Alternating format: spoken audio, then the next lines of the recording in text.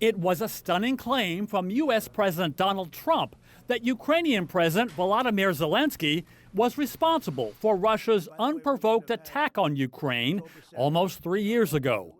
I think I have the power to end this war, and I think it's going very well. But today I heard, oh, well, we weren't invited. Well, you've been there for 3 years. You should have ended it 3 years. You should have never started it. You could have made a deal. Trump's comments came after Zelenskyy, visiting Turkey, chose not to come to Saudi Arabia after learning he was not invited for the first round of Ukraine peace talks between Russia and the U.S.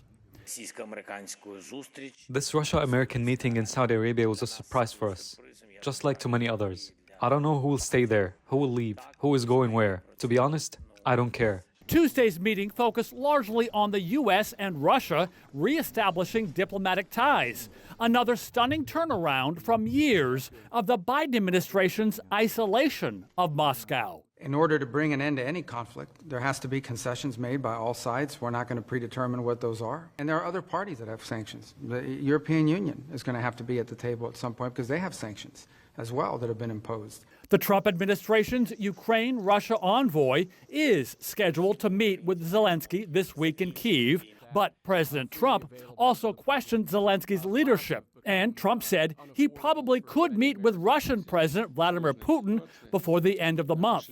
As for Russia, it called the talks with the U.S. a huge accomplishment. The conversation was, I think, very useful. We did not just listen, but heard each other. And I have reason to believe that the American side has become more understanding of our position. As for the war, Russia continues to demand that Ukraine not be allowed to join NATO, and that no peacekeepers should be allowed inside Ukraine.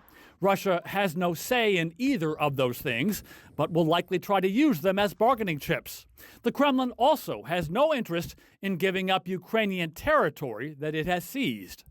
When asked what concessions Russia would be willing to make, a Russian delegation member told NBC News it's too early to tell. Andy Roesgen, TRT World, Washington.